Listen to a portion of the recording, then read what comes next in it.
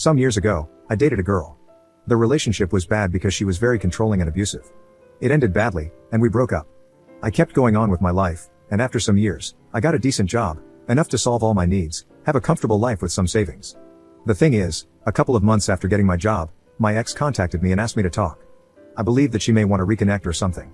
Instead, she showed up with a 5-year-old child, claiming he was my son and demanding child support.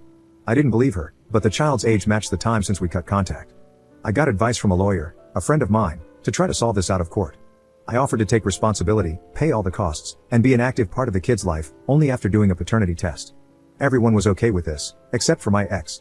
She acted offended and demanded that I just give her the money she deserved. She used all the excuses she could, even contacted my family to tell them I was trying to avoid taking responsibility for her child. When she ran out of excuses, and the paternity test was finally done, surprise surprise, I'm not the father. She was so mad with the result and cried about the money, saying it was unfair and she deserved it, but she didn't accomplish anything. Moving on to last week, there was a little party at my parents' house. My brother, a friend, and I were talking, and my brother started to joke about the situation with my ex. My friend and I started to joke about it too. Some of our comments were a little dark and bad, but we were far away from the rest of the house where nobody else could hear us, at least that was what we thought. We were laughing like maniacs when my sister appeared very angry and pushed me against the wall. She had spied on us and heard our conversation and was really mad. She started to yell at us about how horrible we were for mocking a poor woman. A few hours later, after the party ended, she asked me to go to the kitchen with our parents, and she said how awful I was for the previous situation.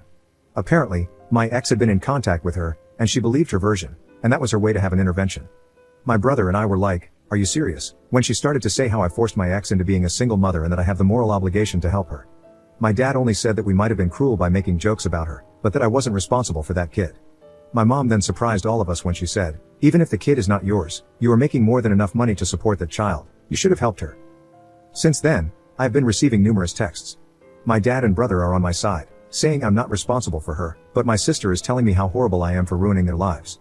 My mom only said, "It's your decision, and I respect it. I'm just very disappointed that you ended up being so selfish. I'm aware that she doesn't deserve my money, and I'm not planning on giving her any, but the constant harassment from my sister trying to guilt me is just exhausting." Update 1.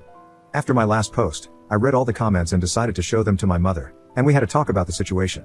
Again, she started on my ex's side, but after reading the post and all the comments and opinions, she realized she was wrong. I think the thing that hurt her the most was all the doubts about whether she cheated on my dad, and maybe I wasn't his son, and if that was the reason she was on her side. We had a very long conversation. She told me that she believed my ex because she was always so nice and kind to her, that she decided not to believe me when I told her all the things she did to me during the relationship because a good girl like her could never do something like that, so I must be lying. After that, she apologized to me and we are good now. On the other hand, my sister was a completely different story. At first, she decided that she wouldn't talk to me until I took responsibility, but after some days, I spoke to her. She is totally on her side, even after showing her everything. She said that none of that mattered because a woman's word goes first, and that's all the proof anyone could need. Also, she said, even if you are not the biological father, you have a responsibility with her, so you must be man enough to take charge of them and start acting like a real man. She is a lost cause. About my ex, I did some research and I found out that shortly after we broke up, she started dating another guy, or maybe she was cheating on me with him before then, I'm not sure. They broke up some weeks later, and she had multiple dates until she found out that she was pregnant. I also found out that she had been trying to find a father for her kid for the last 2 years, and I was next on the list. It looks like she is desperate now because she was never that aggressive with anyone else before. Now, the reason for this post. Some days ago, my ex and my sister came to my workplace. They made a big sign with my face that said I abandoned my child and that I was an irresponsible father to start drama, just spouting lies over lies to tarnish my reputation. Their intention was to shame me and use social pressure to force me to take charge. Those were literally their words. In short, they were escorted out of the place. I had problems, even after showing my proof and legal documents that proved they were lying. I was warned that this better never happen again, or I'd be fired. After that, I contacted my friend, the lawyer, and we are now redacting a very long and detailed paper against my ex and sister. They went too far, now I'm going against them with everything. Maybe that will scare them enough to leave me alone. Update 2. First of all, I'm not allowed to talk much about the lawsuit. The most I can share with you is that my ex was extremely freaked out when she found out about it. She is now begging to drop it, offering to take back everything she said, to never bother or even contact me again. She even tried to guilt me, saying that I would be ruining her and her son's life, but honestly, I don't care. I got tired of being the good guy a long time ago. She messed with me, now I'm fighting back. As for my sister, the lawsuit at first only made her worse. Since her attempt to shame me at my job didn't work, she moved it to social media, spreading her lies about me abandoning my child, not taking responsibility, and exposing my legal actions like acts of censorship and misogyny. In the end, it will be worse for her, not only because I can dismiss her defamation easily, but also there is now more evidence in our favor. Anyways, this is going to be a long road, and we are just beginning. Recently, we had a posada at my parents' home. Every year we use this as an excuse to have a big family party before Christmas. I had my doubts because I didn't want to be near my sister, but after some relatives assured me that she wouldn't be there, I decided to go. Big mistake, she was there. Mom decided that, despite everything that happened, I was taking this too far, so she wanted all of us to meet to solve this problem as a family. I tried to get out of there the moment I realized what she intended, but some relatives tried to stop me while my mom cried that I needed to stop, that I was tearing apart the family and needed to learn to forgive and let go. I realized that, despite everything, even knowing I was telling the truth, she was still on my sister's side. I got out of there, telling her that I'm not attending any family event if she is there, and don't ever think of trying this again. At this point, almost all my family knows what she did. Some of them think my sister is crazy, while others think she is crazy, but I'm taking it too far. A couple of days ago, Mom invited me to spend Christmas with them. I didn't want to go after what she did, but I decided to give her a chance after she swore that it wouldn't happen again. Not only did she have plans to do it again, but my brother also warned me that this time she intended to lock me in until I forgive my sister and stop the nonsense. I called my mom and told her I knew and that I was done with her and my sister. I warned her not to talk to me until she realizes that she is supporting the wrong person, and also to apologize.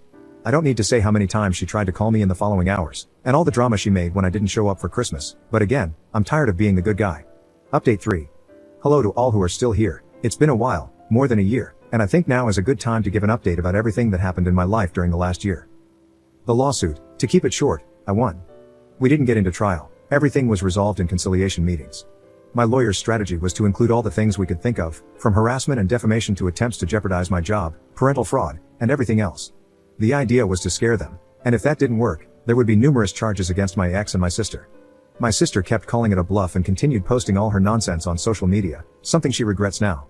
Every single word she posted against me came back to bite her when it was used as proof. My ex retracted everything she said, making it easier for my forgiveness after realizing she would lose a lot. She ended up agreeing to compensate the damages out of court, leaving my sister alone in a battle she started. When my sister realized how significant things really were, that she was alone now, and she would lose, she freaked out. She deleted every single post she had made, tried to pretend she never did what she did, but at that point, we had all the backups, screenshots, and recordings we needed. In the last conciliation meeting, she broke down crying, begging me to forgive her and not to make her pay for this. But she did this to herself. She had multiple chances to stop, but she kept pushing and ended up facing the consequences of her own stupidity. She had to pay me a substantial amount, plus all the legal costs. My mother helped her to pay, but now she has a considerable debt as my dad demanded her to pay them back over time. During the months the conciliation lasted, my mom sided with my sister. Multiple times she tried to convince me to stop, from asking me to just let it go, to trying to guilt me for everything she could think of. She even threatened to disown me, saying she would not see me as a son anymore, to separate me from the family. But in the end, she couldn't, and she was, and still is, resentful. For all those months, and after it was all over, I kept asking myself why she does this, why she just kept treating me like this, putting everyone's side except mine. After discussing it with my brother and dad, all agreed it was too unusual for my mom to act like this. Due to everything my mom said and implied, my dad had more and more doubts to the point he was sure she did something.